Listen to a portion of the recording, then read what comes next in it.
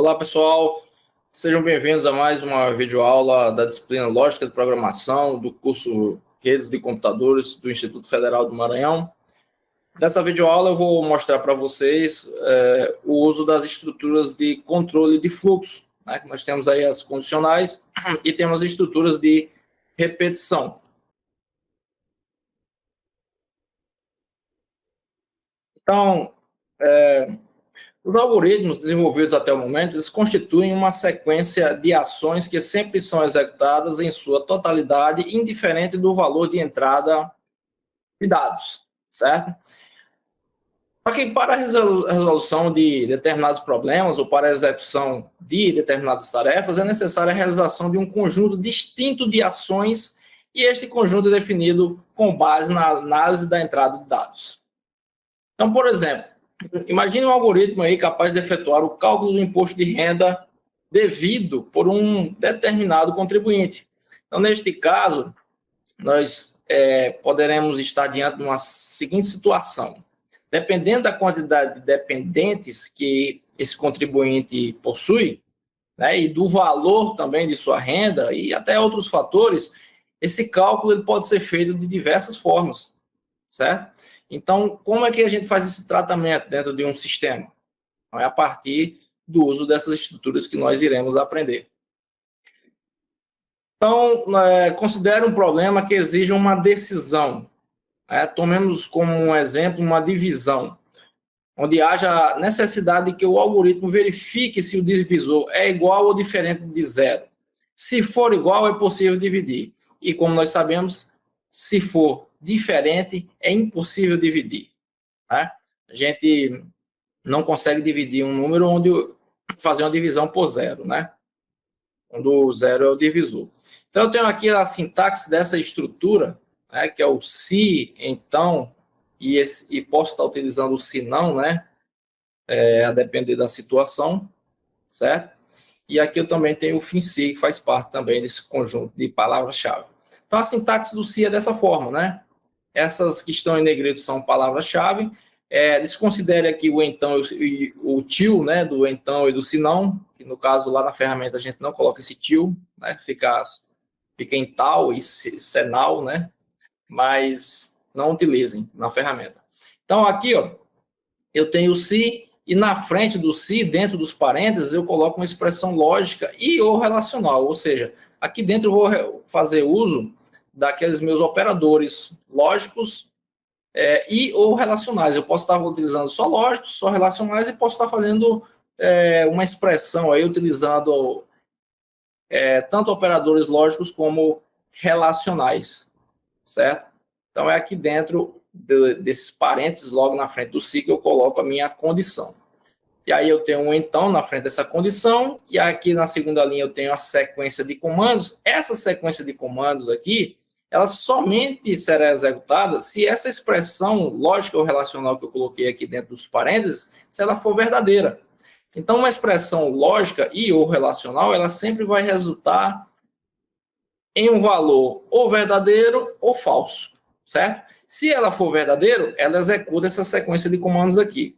Aí, se for falso, aí ela vai executar essa segunda sequência de comandos que eu vou ter aqui após o se não, certo? Então, nessa terceira linha, eu coloco essa palavra-chave, o se não. Na quarta linha, eu tenho outra sequência de comandos, que ela será executada somente se essa expressão lógica ou relacional for falsa, certo? E aqui na quinta linha, eu tenho o fim se. Então, a sintaxe tem que ser montada dessa forma. Essa sequência de comandos aqui, você pode colocar 1, 2, 3, 4, N linhas, né? A depender do que você quer que seja feito, né? Calculado ou exibido para o usuário, certo? Você pode colocar a quantidade de linhas que for necessário. Aqui no se não também. Tá aqui só sequência de comandos, mas não quer dizer que deva ser necessariamente em uma única linha. Aí, assim, a lógica aqui do se e até no caso aqui do se, né, em relação também a outras estruturas que nós veremos, é que ele faz uso aqui também, que ele faz uso dessa condição, né? Nós temos aqui, no caso, uma condição. Aí, no caso aqui do se, a particularidade dessa estrutura é que, numa única passagem aqui, por esse código, ele somente executa ou essa linha aqui, da sequência de comandos, ou essa. Ele não irá executar as duas numa única passagem, né? Como eu disse, se for verdadeira essa condição, se essa condição resultar se o resultado dessa expressão aqui for verdadeira, aí ele executa essa linha aqui, sequência de comandos aqui após o se. Agora, se ela for falsa, ela vai executar essa sequência de comandos após o se não. Eu tenho aqui outro comando, né? Outra instrução condicional, que é chamada de comando de seleção múltipla. Então, em algumas situações, ao chegarmos a uma determinada instrução de um algoritmo, nós devemos selecionar um dentre alguns trechos a seguir, tendo como base para esta escolha um conjunto de valores, certo? Então, aqui é o caso onde eu posso ter um conjunto de valores, aqui digamos que eu tenho um conjunto dentro de trecho 1, eu tenho outro conjunto dentro de trecho 2 e tenho outro conjunto dentro de trecho 3. E aí, se eu fizer uma escolha no meu algoritmo de qualquer elemento que esteja dentro aqui desse conjunto, desse trecho 1, aí ele me dá uma resposta, né? Ele vai me dar um resultado. Se eu escolher qualquer outro elemento que esteja aqui dentro desse conjunto, né, que eu estou chamando de trecho 2, aí ele pode me dar outro resultado. E se eu escolher outro elemento que esteja dentro desse conjunto 3, ele já pode me dar outro resultado. Então, assim, eu posso ter N trechos desses daqui, né, que eu estou chamando aqui, estou dizendo conjuntos, né, estou chamando aqui de trecho, mas seria conjunto de valores, certo? Eu posso ter aqui em cada um desses trechos, e para cada uma escolha que eu faço de algum elemento que esteja dentro de algum desses conjuntos aqui, aí ele me dá um resultado, certo? Então, digamos assim, eu tenho aqui dentro desse trecho 1, um conjunto de nomes de 3 pessoas, e aí se o usuário digitar o nome de uma dessas 3 pessoas, aí ele vai me dar um resultado, né, informando que, por exemplo, foi selecionado o conjunto 1. Né? Aquela pessoa faz parte do conjunto 1. Né? E aqui, digamos, no conjunto 2, no trecho 2, eu tenho outros nomes de outras pessoas. E no 3, outros de outro conjunto com o nome de outras pessoas. E aí, se eu escolher uma pessoa de um determinado conjunto, ele me dá um resultado específico, certo? Então, para lidar com esses casos, né, foi criado o comando de seleção múltipla, que é dessa forma que é feito. Então, aqui, ó, eu tenho a sintaxe dele aqui, eu tenho a escolha, na frente eu tenho uma variável, no caso será a variável que vai receber um valor. Então, digamos que para esse exemplo que eu acabei de citar do nome de pessoas, essa variável vai receber o nome de uma pessoa, você vai digitar o nome de uma pessoa. Aí, no caso, eu tenho caso, valor 11, valor 12, até o valor, valor 13, valor 14, até o valor N, até o valor 1N, no caso, cada um valor desse seria o nome de uma pessoa, certo? E aí, se eu digitei o nome de alguma pessoa que está dentro desse conjunto aqui, né, nesse caso aqui, né, caso valor 11, 12, 13, né, cada um valor desse seria o nome de uma pessoa. Se eu digitei o nome de qualquer uma pessoa dessas que está nesse conjunto aqui, aí eu posso determinar aqui que sequência de comandos que será realizada. Né? Que aqui no caso eu estou dizendo que é a sequência de comandos 1. Aí aqui no caso 2 seria o nome de outras pessoas, né? Que já seria outro conjunto de valores. E aí se eu digitei lá o nome de uma pessoa desse conjunto aqui, aí eu já posso estar executando outra sequência de comandos, certo? Eu falei pessoas, mas por exemplo, posso ter um exemplo aqui de times de futebol. Por exemplo, se eu quiser colocar aqui, caso, no lugar desses valor 11, valor 12, valor 13, valor 14, eu coloco aqui o nome dos times do Rio de Janeiro. Flamengo, Fluminense, Vasco, Botafogo, certo? E aí, aqui no caso, essa sequência de comandos, eu colocaria aqui, escreva é um time carioca, certo? E aí, se eu digitar o nome de um desses times aí, ele será armazenado dentro dessa variável aqui, ó, escolha variável, será armazenado dentro dessa variável, e aí ele vai checar se aquele nome que eu digitei aqui está dentro desse conjunto. Se tiver, aí é exibido na tela. É um time carioca. Aí, nesse outro caso, por exemplo, eu poderia colocar o nome de times de São Paulo, certo? Por exemplo, São Paulo, Corinthians, Palmeiras, né? E aí aqui eu colocaria, é um time paulista.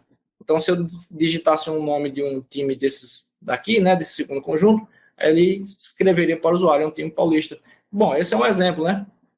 Eu tenho outro caso aqui, que seria o quê? Seria um caso de sequência de comandos extra. Então, por exemplo, se eu digitar o nome de um time que não é nem paulista nem carioca, digamos que eu digito Sport, né? Sport do Recife. E aí ele não está em nenhum desses conjuntos. Aí eu posso colocar aqui no outro caso a seguinte mensagem: é um time de outro estado, certo? E aí ele exibe essa mensagem: é um time de outro estado, porque eu digitei o nome de um time que não faz parte de nenhum conjunto desses daqui, certo? E aí eu finalizo com o fim escolha. A sintaxe tem que ser dessa forma, né? Com escolha aqui na primeira linha, com a variável aqui que vai receber o valor que será avaliado dentro dos parênteses, e aí eu tenho os casos, certo? Posso ter 1, 2, 3, posso ter N casos, vários casos, né? Eu vou ter esse conjunto de valores, né? E aí, para cada caso, eu tenho uma sequência de comandos. E o outro caso aqui, que não sei se eu falei, mas ele é opcional, certo? Ele é opcional, eu posso colocá-lo ou não. E aí eu finalizo com fim escolha aqui na última linha. Já em se tratando de estruturas de outro tipo, no caso de repetição, nós temos a seguinte situação, em que em alguns algoritmos é necessário executar uma mesma tarefa por um número determinado ou até indeterminado de vezes, certo? Por exemplo, calcular a raiz quadrada dos números de 1 até 10. Observe que para cada número, o mesmo cálculo será realizado. Neste caso, o cálculo é repetido 10 vezes, certo? Então, para o cálculo desse tipo aqui, é o mesmo que pegar aquele número e elevar uma potência de 0,5, né? E meio. É o mesmo que está executando a operação de uma raiz quadrada, né? Então, essa operação desse cálculo é a mesma. Só o que muda é o quê? É o número que eu vou estar informando para o computador para ele fazer o cálculo da raiz. Mas o cálculo é o mesmo, é sempre pegar aquele número e elevar a 0,5, né? Elevar a meio. Ele realiza o cálculo da raiz quadrada, certo? Então, se eu quiser realizar esse cálculo do número 1 até 10, eu posso criar uma estrutura onde ele sempre vai receber um valor informado para o usuário e vai realizar o mesmo cálculo. E aí eu não preciso estar escrevendo linhas e linhas de código, né, já que o cálculo é o mesmo, certo? Então, calcular a raiz quadrada de um número sempre que este número for menor que 15. Aí eu já vou ter uma condição, né? Informar que se o número for menor que 15, calcule a raiz quadrada. E aí eu posso realizar diversos cálculos de números menores que 15, certo? Então, este fato é que foi gerado aí a criação das estruturas de repetição, as quais veremos logo adiante. Então, eu tenho 3, né, que é o enquanto, o repita e o para. Eu vou iniciar aqui pelo enquanto. Então, essa estrutura aqui do enquanto, imagine uma dada tarefa ser repetida enquanto uma determinada condição for verdadeira. E aí a gente utiliza essa estrutura, certo? Então, a sintaxe dela é dessa forma: eu tenho aqui na primeira linha um enquanto, na frente dela eu tenho uma condição, né, que eu posso estar utilizando uma expressão lógica ou relacional, eu tenho o farsa aqui na frente, que está sem a cedilha, mas é dessa forma que você vai usar lá na ferramenta.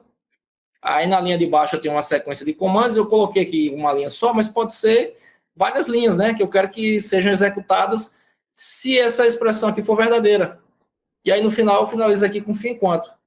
Então, essa expressão lógico-relacional, ela é avaliada antes de cada repetição do laço, né? O algoritmo vem executando linha por linha. Quando chega aqui para executar esse esse laço de repetição, que ele chegar nessa primeira linha aqui, aí ele vai verificar se essa expressão é verdadeira ou é falsa. Tá? Se essa expressão aqui for verdadeira, aí ele entra no laço e vai executar o que estiver aqui dentro, certo? Vai executar essa sequência de comandos. Aí ele chega no fim e volta para checar novamente. Se a expressão lógica relacional for verdadeira, ele vai e repete de novo.